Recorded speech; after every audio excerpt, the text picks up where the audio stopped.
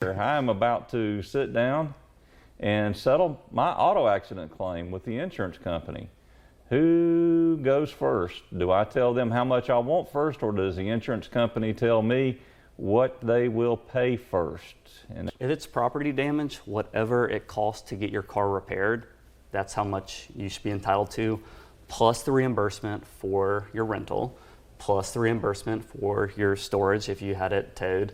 And then most people don't even pursue this, but if you have a relatively new vehicle, there is a diminished value claim. Because if you go to buy a vehicle and there's a ding on it from Carfax, but no, you have a ding on it. So if I go to buy a 2020 Honda Civic that was previously in a car accident, then it obviously is worth less because it has prior history of being in an accident. Right.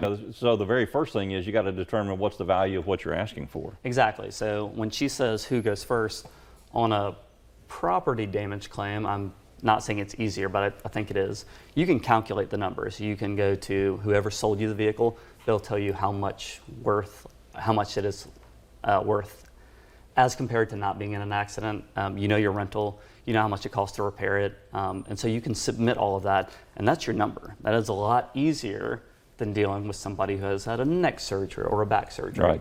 Right. So Carol, we don't know, and so we didn't know that about you, so we don't know if it's an injury case. Now we're going to transition into if it's an injury case. Well, on every case, we obviously look at our client's medical treatment.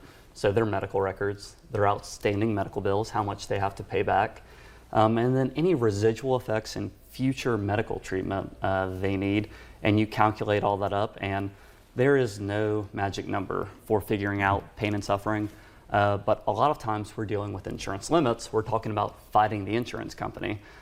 So sometimes my clients are significantly hurt, but there's only $50,000 in coverage. So at that point, that is our starting point. And a lot of times, if they don't accept our demand, we will file a lawsuit.